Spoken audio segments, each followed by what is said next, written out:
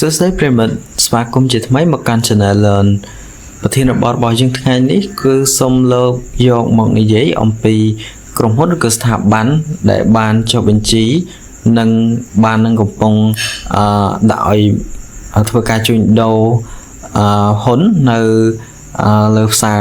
មូលបត្រកម្ពុជាយើងនៅពេលបច្ចុប្បន្ន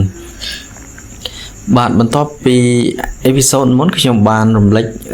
ឬក៏លើកឡើងទ្រុសអំពីប្រវត្តិសាវតានិងដំណាក់កាលផ្សេងៗទម្រាំបានចុះបញ្ជីផ្សារភាគហ៊ុនអញ្ចឹងនៅក្នុងវីដេអូខ្ញុំសូមលើកយកពីក្រុមហ៊ុនចំនួន11ដែលបានចុះបញ្ជីនៅលើផ្សារភាគហ៊ុនដោយជោគជ័យនិងបានកំពុងតែវិនិយោគិនកំពុងជួញដូរមកដល់បច្ចុប្បន្ននេះបានសូមបញ្ជាក់ផងដែរថានៅផ្សារមូលបត្រកម្ពុជាបច្ចុប្បន្នមានប្រភេទមូលបត្រពីរប្រភេទដែលកំពុងដាក់ទិញឬក៏ជួញដូរហ្នឹងបានគឺទី1ជាប្រភេទមូលបត្រកម្មសិទ្ធិបាទឬក៏យើងស្គាល់ពីយ៉ាងណាហ៊ុនដែលយើងអាចលក់ជួញដូរអីបានហ្នឹងបាទហើយនឹងមួយទៀតគឺមូលបត្របំណុលឬក៏សញ្ញាបត្រហ្នឹងបាទអញ្ចឹងខាងក្រោមនេះជាបញ្ជីឈ្មោះក្រុមហ៊ុនដែលបាននឹងកំពុងដាក់ឲ្យជួញដូរមកទល់បច្ចុប្បន្នបាទអញ្ចឹងទី1គឺរដ្ឋកោទឹកស្វយ័តក្រុងភ្នំពេញបាទស្ថាប័ននេះត្រូវបានចុះបញ្ជីជាផ្លូវការនៅថ្ងៃទី18មេសាឆ្នាំ2012បាទហើយតម្លៃភាគហ៊ុនដែលដាក់លក់បោះលក់ដំបូងគឺស្មើនឹង 6,300 ក្នុងមួយហ៊ុនបាទហើយថ្លៃបច្ចុប្បន្នគឺប្រែប្រួលត្រឹមមកទល់ថ្ងៃទី21ខែឧសភាឆ្នាំ2025នេះគឺមានតម្លៃ 6,320 ក្នុងមួយហ៊ុនបាទចូលដល់ក្រុមហ៊ុនទី2គឺ Grand Twin International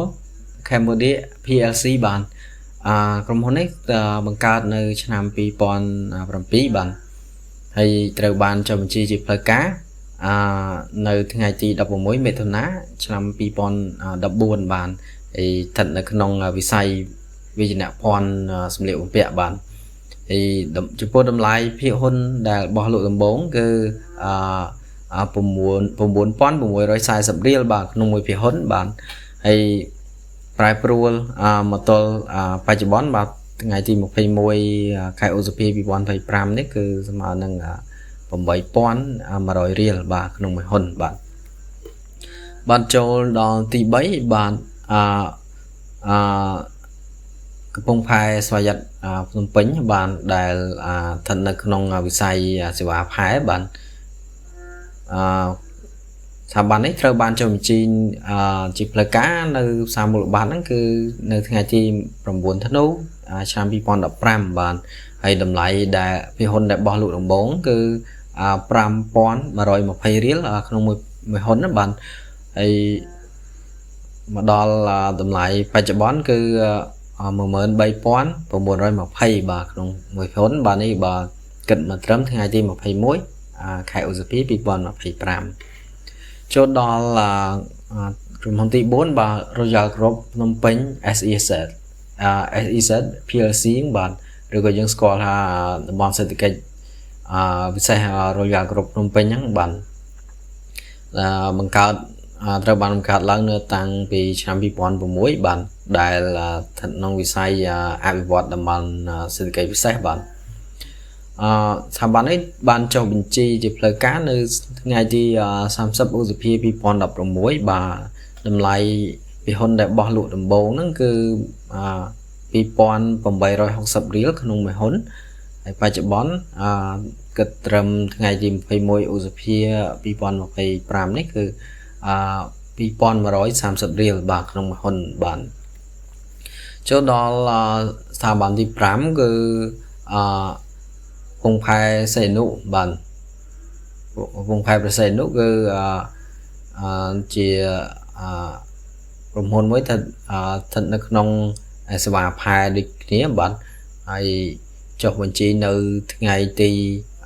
8មិថុនាឆ្នាំ2016បាទនៅបញ្ជីនៅ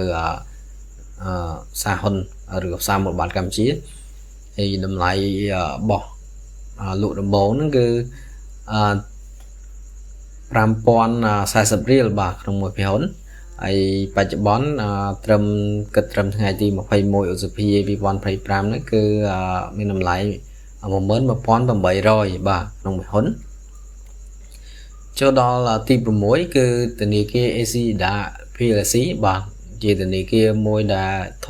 môi đã thống hay nâng chia từ này kia đã là chia chân mai miền chừng nữa chia chạm mối bà đã một cao tăng pi năm pi pon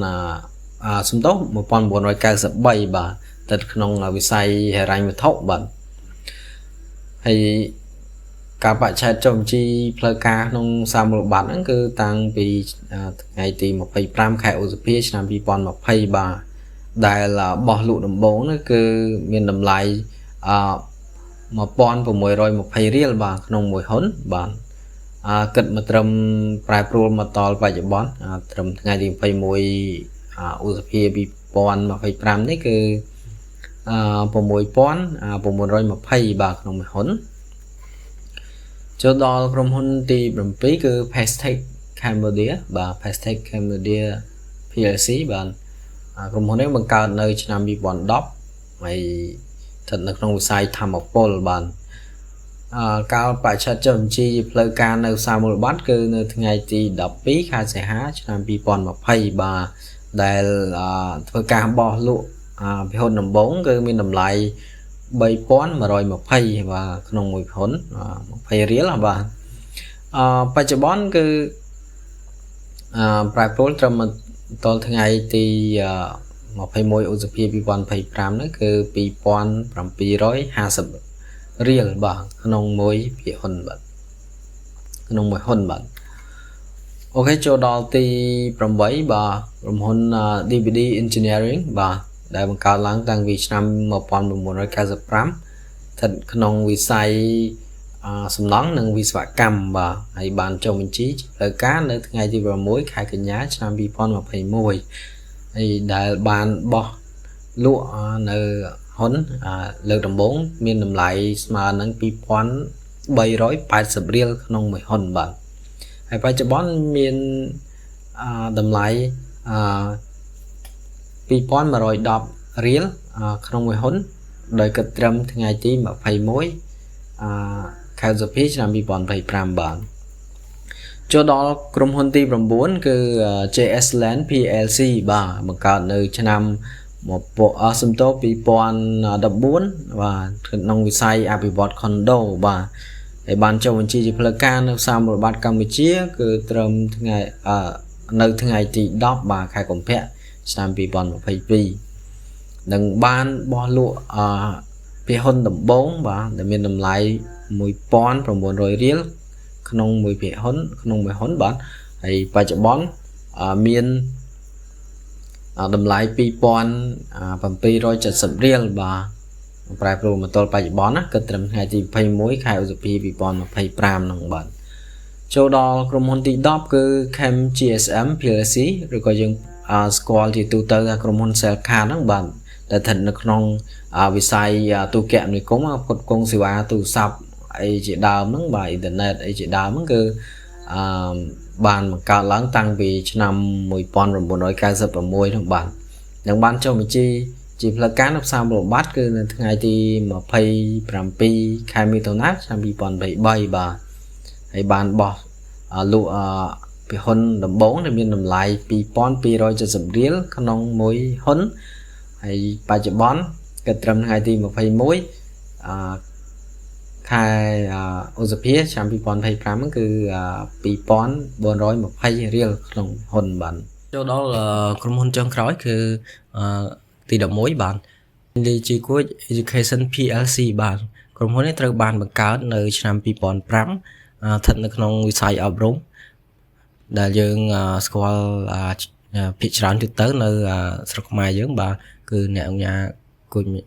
គុញមីនលីបាទជាស្ថាបនិកនៃក្រុមហ៊ុននេះបាទអញ្ចឹង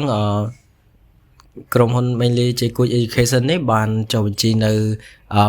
សារមូលបត្រកម្ពុជាជាផ្លូវការនៅថ្ងៃទី 28 ខែមិថុនាឆ្នាំ 2023 hay đầm lấy bỏ lụ đầm món cứ pi pon 80 រៀលក្នុងមួយហ៊ុនហើយចំពោះការប្រែប្រួលមកទល់បច្ចុប្បន្នបាទត្រឹមថ្ងៃទី21ឧសភា2025យើងនេះក៏មានតម្លៃ2010រៀលក្នុងមួយភាគហ៊ុនដែរបាទអញ្ចឹងវីដេអូយើងបានមកដល់ទីបញ្ចប់សូមអរគុណចំពោះការចំណាយពេលស្ដាប់និងទស្សនាយើងនឹងជួបគ្នានៅវីដេអូក្រោយបើលោកអ្នកមានចម្ងល់ចង់ស្វែងយល់បន្ថែមអំពីស្ថាប័នសាមូលបត្រកម្ពុជានេះបានអាចចូលទៅកាន់ website ខ្ញុំនឹងដាក់ link website ផ្លូវការរបស់សាមូលបត្រកម្ពុជាហើយចង់ស្វែងយល់ឬក៏រៀនបន្ថែមចំណេះដឹងផ្សេងៗទាក់ទងមួយសាមូលបត្រកម្ពុជាអាចរៀននៅក្នុង website CSH ឬក៏